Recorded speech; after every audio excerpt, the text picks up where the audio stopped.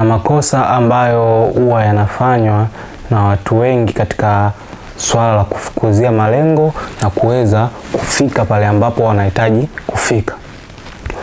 Sasa kuna makosa makubwa ya hatari ambayo yanaweza kufanya kukuzuia kufika pale ambapo wewe unataka kufika. Kosa kubwa namba moja ambalo linafanya wengi washindwe kufika na kujiwekea vizuizi katika pale ambapo wanataka kufika au zile ndoto wanazotamani kufikia siku moja ni kuwa na matarajio yasiyo halisi.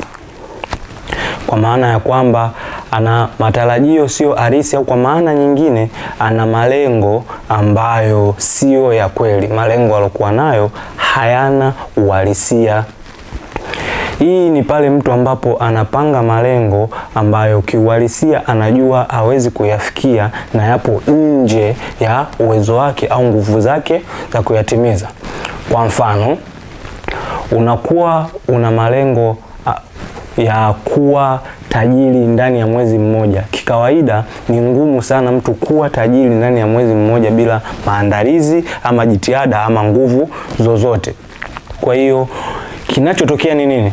Kinachotokea, unaweka nguvu kubwa katika kufikisha lile lengo, hatima yake unaona mambo hayawezekani, unaamua kukata tamaa na kuachana kabisa na lile jambo ambalo ulitamani. Sasa hii inatokea kwa watu wengi sana. Wanaanzisha biashara wakitumaini ya kwamba ndani ya miezi 6 biashara yao itakuwa imetoka chini na imepanda juu, jambo ambalo linafanya biashara nyingi kupotea. Sasa kipi unatakiwa kufanya ili kuepukana na hii changamoto?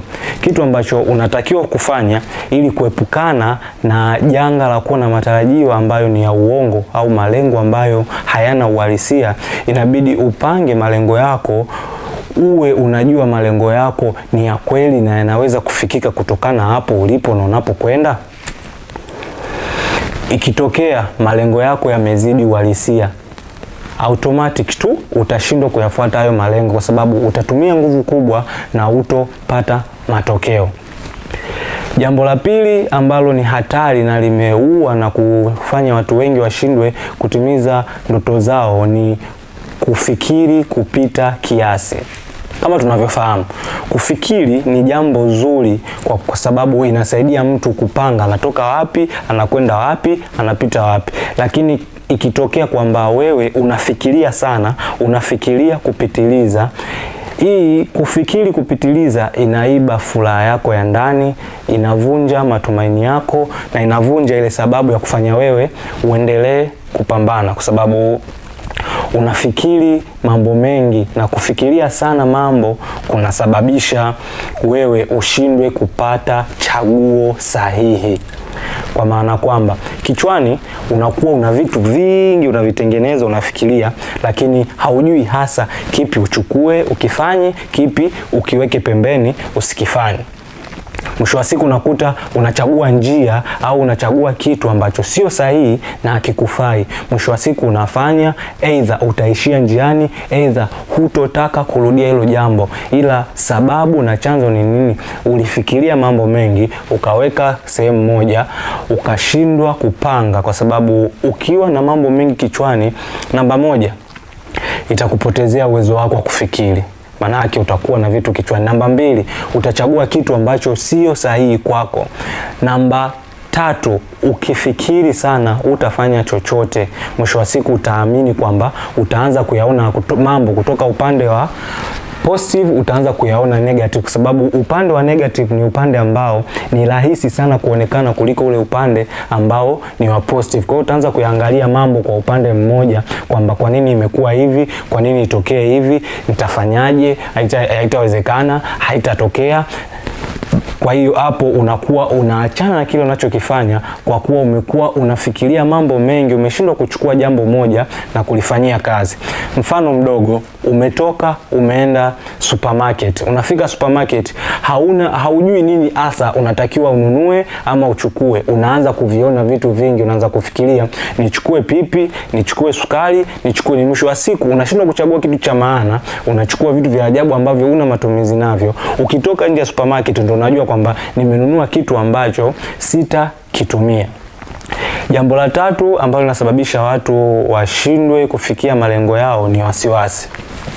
Wasiwasi ni nini? Wasiwasi ni ile hali ya kufikiria kipi kitatokea baada ya kufanya kitu fulani.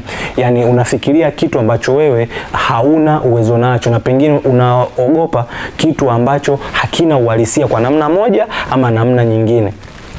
Wasiwasi unatokeaje? Unataka kuanza biashara, lakini kichwani akili inakujia ya kwamba ukifanya biashara utaanguka chini, ukifanya biashara hutafanikiwa, ukifanya biashara itakuwaje kama ukikopa ukashindwa kulipa, itakuwaje kama ukichukua frame usipopata faida, itakuwaje kama wale ambao ulitegemewa kusaidie hawatakusaidia. Kwa hiyo kichwa chako kinatengeneza mazingira ya kuto kufanya chochote kwa kuhofia na kuogopa kwamba itakuwaje matokeo baada ya vile nilivyotarajia ikawa tofauti. Sasa wasiwasi unasababisha nini? Yani ukiwa na wasiwasi unasababisha nini? Kuwa na wasiwasi kuna kuondolea uwezo wako wa kujikontrol, uwezo wako wa kufanya mambo kwa umuhimu, uwezo wako wa kufanya mambo kwa usahihi, kwa sababu ukiwa na wasiwasi automatic tutafanya mambo kwa kukurupuka. Hautafanya mambo kwa akili, utafanya mambo, utafanya hivi, utahangaika hivi, utahangaika hivi. Mwisho wa siku ya kwamba utagundua hamna ulichokifanya na hamna composure yoyote ambayo umeipata katika kufikia malengo yako. Na wasiwasi ukizidi, utaamua kuachana na kile ambacho unakifanya ukiamini kwamba ndo sehemu salama. Lakini jambo lingine, ukiwa na wasiwasi kikawaida utakuwa na majambo mawili. Maana yake utakuwa na wasiwasi kipindi lile jambo unataka kulifanya, lakini utakuwa na wasiwasi baada ya matokeo ya kile ambacho unataka kukifanya. Nikupe mfano mdogo. Kama wewe ni mwanafunzi ambapo unajua hujajiandaa na mtihani unakuja na wazazi wako hapo strict sana kwenye swala la matokeo, itakujia wasiwasi kichwani kwako kwamba itakuwaje nikifanya mtihani nikifeli, wazazi kule watafanyaje nikifeli huu mtihani? Kwa hiyo ukianza kufikiria kile kipindi cha mtihani, ina maana hata ukifanya mtihani ukienda likizo unasubiri majibu, ina maana utakuwa tena na wasiwasi, matokeo yakitoka itakuwaje? Kwa hiyo kile kipindi ambacho unataka kufanya jambo utakuwa na wasiwasi, na baada ya kufanya lile jambo wakati unasubiri matokeo utakuwa na wasiwasi. Sasa tufanye nini? Kitu ambacho tunatakiwa kufanya ni jambo moja. Unatakiwa wewe ukijua kabisa una wasiwasi, inabidi ni lazima utafute utulivu kujaribu kuushinda ule wasiwasi uliokuwa nao, ili uweze kupiga hatua na upate suluhisho la tatizo lako. Ufanye kipi, hatua zipi zichukuliwe ili uishinde hiyo hali. Jambo la 4 ni kuto kujijua wewe binafsi. Hili ni jambo la hatari sana ambalo linasababisha sisi vijana na watu wengi katika jamii kushindwa kufikia malengo yao, na mwisho wa siku kukata tamaa na maisha na kuamua kupotezea kila kitu ambacho walikuwa wanakitamani. Kuna msemo mmoja unasema kwamba we die at the age of 30 but we buried at the age of 80. Kwa maana nyingine ni kwamba tunakufa tukiwa na miaka 30 lakini tunazikwa na miaka 80. Na maanisha nini? Na maanisha kwamba katika umri wa miaka 30 inawezekana huko chini ulikuwa una malengo, ulikuwa una mipango, ulikuwa unatengeneza namna ulitamani uje kuishi au ufike sehemu fulani, lakini ulipofika miaka 30 ukaona kwamba hapa ni basi, siwezi tena, nimemaliza na nimefunga kila kitu. Kwa hiyo unaishi bora zile siku ziende mbele, ili mwisho wa siku uondoke hapa duniani uende kwenye mazingira mengine. Kwa kuwa unaishi tu, unaishi kwa kula, unaishi ulale tu, unaishi maisha yaende, yani unafanya tu bora liende kwa sababu sina tena cha kupoteza. Yani unaishi kwa sababu tu upo, unasubiri muda wako ufike uondoke. Sasa cha kufanya ni nini? Cha kufanya, jitambue. Na kujitambua sio lazima uwe na ramani nzima ya maisha yako, hapana. Kitu unachohitaji ni kujua unaelekea wapi. Ukijua tu unaelekea wapi na ukaanza kuchukua hatua na mpango wa kuelekea kule ambako unataka, njia itajitengeneza yenyewe kadiri ambavyo unatoka hapa unaenda mahala fulani. Kitu ambacho unatakiwa kufanya ni jitambue. Kujitambua hakuhitaji kujua utafikaje unakoenda. Kujitambua kunahitaji kujua wewe unafika wapi. Vision yako kwenye maisha ni ipi? Ulitamani baada ya miaka 10 uwe wapi? Ukipata tu picha ya ambapo unataka kufika, automatic tu njia itaanza kujitengeneza vile ambavyo inatakiwa uende. Yaani utaona tu baadhi ya milango inafunguka. Kuna milango imefungwa kwa sababu hauoni wewe unataka nini, haujaamua destination yako ni wapi. Baada ya miaka 10 ulitamani uwe wapi? Baada ya miaka 10 ulitamani ufanye nini? Kwenye masomo yako ulitamani upate nini? Ukishajua hivyo, kuna njia tu zitakuwa zinakuelekeza kwamba ili ufike pale ulipopataka, nenda kafanye kitu hiki, fanya kitu hiki, achana nayo. Kwa hiyo kwa kadri ambavyo siku zitakuwa zinaenda, mambo yatakuwa yanajitengeneza yenyewe njiani, kwa sababu malengo huwa yanabadilika kadri umri unavyoenda, kadri mazingira yapo. Malengo ambayo anakuwa nayo mtu kipindi hana familia na malengo ambayo yanakuja baada ikiwa na familia ni malengo mawili tofauti. Kwa hiyo yeye alikuwa hajui huku atapitaje akiwa na familia na huku hajui ilikuwaje, lakini kwa kuwa alijua kabisa nataka nifike pale, kwa hiyo kwa kadri muda unavyoenda njia inajitengeneza yenyewe na mwisho wa siku anajua anafika wapi. Sasa mwisho wa siku itabidi uchukue hatua, uamue kutoka hapo ulipo. Kama una hayo mambo manne, amua kuchukua hatua ya kudhibiti moja kwa moja.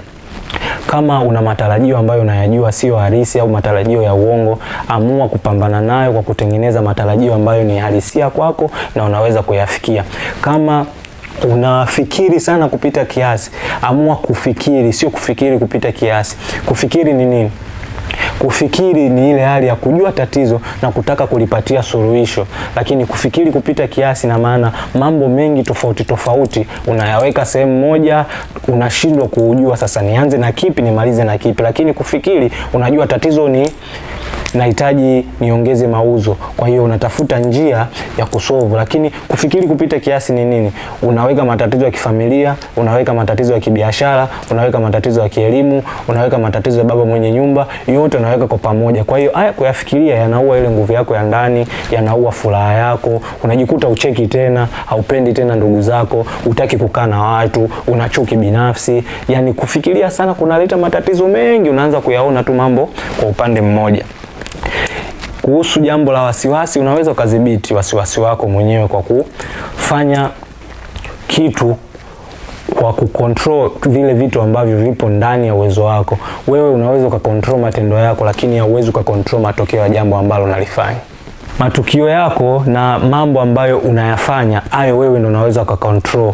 Action zako, hatua zako, mawazo yako, hayo yapo ndani ya uwezo wako. Lakini matokeo ya kazi yako, ya nguvu zako, za jitihada zako, uwezi ukajua kipi kitazalisha kipi. Kwa hiyo kwa vile ambavyo vipo ndani ya uwezo wako, vicontrol. Vile vitu ambavyo haviko nje ya uwezo wako, achana nayo, lakini weka jitihada kwa kujijua mwenyewe. Majibu ya kujijua wewe ni nani unayo mwenyewe. Hakuna mtu wa kukusaidia, hakuna mtu wa kukusemea. Ni kuache kwa jambo moja kwamba usipojijua wewe ni nani, dunia na watu watakuelekeza wewe ni nani, watakupangia cha kufanya, watakuelekeza jinsi ya kuishi. Mwisho wa siku utajikuta hauishi kwa uhuru, unaishi kwa kufuata maoni ya watu wengine. Kwa kuendelea kujifunza zaidi, fuatilia chaneli zetu katika YouTube, TikTok na Instagram, pia Facebook, kuendelea kujifunza zaidi na kupata maarifa kwa ajili ya maendeleo binafsi, malengo na biashara. Asante.